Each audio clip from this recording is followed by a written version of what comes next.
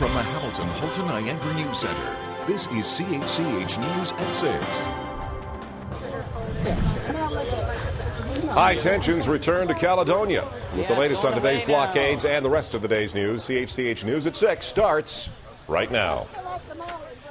Good evening, everyone. Labor Day has been anything but a quiet holiday in Caledonia as native blockades went up once again across both Highway 6 and Argyle Street South this morning.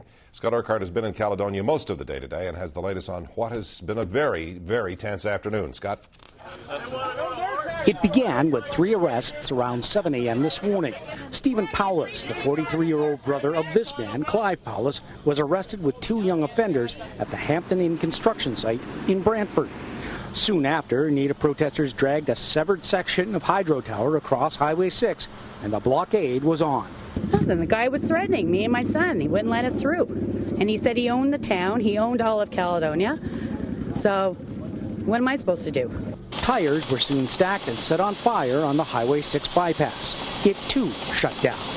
And they witnessed it all. The OPPs witnessed it all, and they didn't do a damn thing. It's Fantino lying to us, too. It wasn't long after that this happened.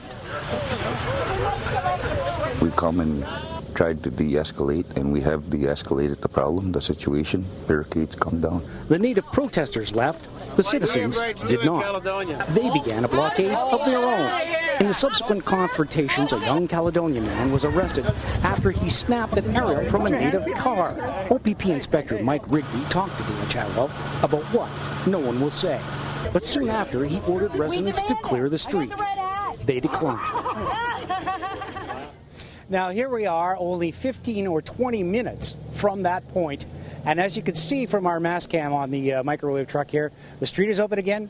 Things are clear, quiet, back to semi-normal here in Caledonia. How did this happen? Well, it's actually due to the efforts of one of the citizens here, the man of the hour in some people's minds, William Romberg. He's a normal citizen who had the courage to speak out today and say what he felt about all of this. William, you were able to negotiate some sort of an agreement between the OPP and the citizens and yourselves. What spurred you to do that today? Well, what spurred me to do it is I'm just somewhat tired of our community having to deal with this over and over again. And I thought it was time that, because I was standing there, I said what was on my mind. And what do you feel? What was on your mind? We have some pictures of that. What was going through your mind as you were discussing all this? I just feel that the government and the police hasn't done the job properly for our community. They're not here, the government for sure, and the police were only here to keep the community citizens at bay. While there were blockades up at the other end of the street, the police were keeping our community back and not doing anything about the blockades. But then once those blockades were taken down, they expected us to disperse immediately.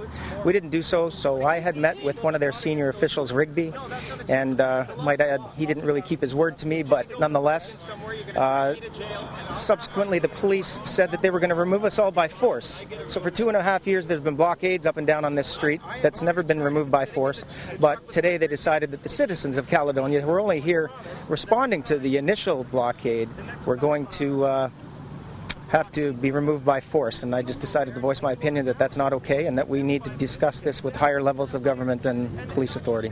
You truly felt that was wrong and that more people should say that was wrong? Well, of course. And the biggest concern is right now this is just in Caledonia, but this is happening all over the country. And there are more people's properties that are going to be affected. Everyone in this town has had property loss.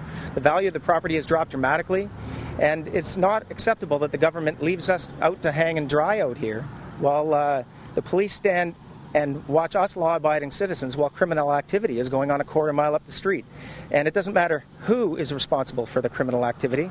Lawlessness is lawlessness, and there should be law. It doesn't matter who's breaking the law. The police should do their job. How did you get to the point this evening where finally everybody could say, okay, we'll go home? Well, like I said, we had discussed with Rigby how we were going to do that, and he didn't keep his word on the agreement that we had. So then I spoke with another officer, and we were just chatting, and I saw the gentleman come and tell everyone they're going to be removed by force, so I decided I'd go have a chat with him and try and reason with him. I didn't think any of the community citizens should have to be removed by force. They've been fighting this for 2.5 years, and I might add, they've had a lot of patience. They should never have to police themselves the way they have, and I just felt that I should say something to that officer, and some way we were able to come to terms, and I'm expecting a call from someone higher up to see if we can try and negotiate a way to stop this from happening to our community. William, thank you. You did an excellent job today, and thanks for speaking to us very much. All right.